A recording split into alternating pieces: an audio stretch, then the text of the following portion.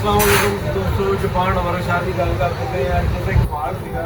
ते बाइक ना कोई ਅਸੀਂ ਗੇਲ ਲਗਾਉਂਦੇ ਨਾ ਝੱਗਾ ਮਾਰਦੇ ਨਹੀਂ ਬੋਲੋ ਬਾਈਕ ਤੇ ਦੋਸਤੋ ਮੈਂ ਪਿਛਲੇ ਗੇਲ ਦਾ ਡਰਮ ਰਬੜ ਖਤਮ ਹੋ ਜਾਂਦਾ ਤਾਂ ਦਿਖਾਉਂਦੇ ਆ ਕਿ ਚੈੱਕ ਕਰੋ ਇਹ ਕਿਹੜੀ ਲਚਕ ਹੈ ਨਾ ਇਹ ਲਚਕ ਇਹ ਪਿਛਲੀ ਗਰਾਰੀ ਦੀ ਜਿਹੜਾ ਲਚਕ ਹੋਣੀ ਨਹੀਂ ਚਾਹੀਦੀ ਤੇ ਹੋਰ ਦੋਸਤੋ ਜੈਨੂਇਨ ਹੀ ਰਬੜ ਪਾਇਆ ਕਰੋ ਇਹਨਾਂ ਨੇ ਨਾ ਲੋਕਲ ਰਬੜ ਪਾਏ ਸੀਗਾ ਚੈੱਕ ਕਰੋ ਟੁੱਟੇ ਹੋਏ ਰਬੜ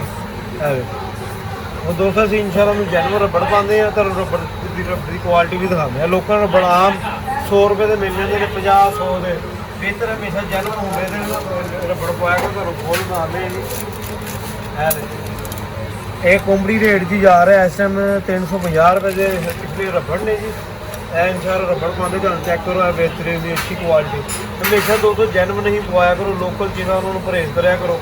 ਚੀਜ਼ ਜੈਨੂਇਨ ਪਵਾਇਆ ਕਰੋ ਉਹਦੀ ਲਾਈਵ ਜ਼ਿਆਦਾ ਹੁੰਦੀ ਹੈ ਮਗਾ ਤੁਹਾਨੂੰ ਫਿਟਿੰਗ ਕਰਦੇ ਦਿਖਾਉਂਦੇ ਆ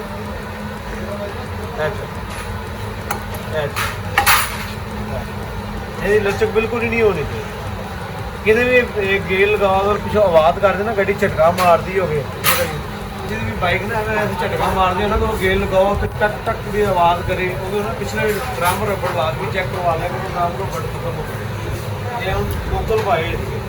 ਇਹ ਨਾ ਪਾਇਆ ਪਰ ਹਮੇਸ਼ਾ ਜਦੋਂ ਹੁੰਦੇ ਦਾ ਹੀ ਸਮਾਨ ਕਿਹੜਾ ਹੈਗਾ ਨਾ ਯੂਜ਼ ਕਰਿਆ ਕਰੋ ਲੋਕਲ ਨਾਲ ਇਹ ਦੋਸਤੋ ਮੇਰੀ ਵੀਡੀਓ ਤੁਹਾਨੂੰ ਅੱਛੀ ਲੱਗੇ ਵੀਡੀਓ ਨੂੰ ਲਾਈਕ ਕਰੋ ਲਾਜ਼ਮੀ ਸਬਸਕ੍ਰਾइब करो बगैर इंशाल्लाह ओके अल्लाह हाफ़िज़।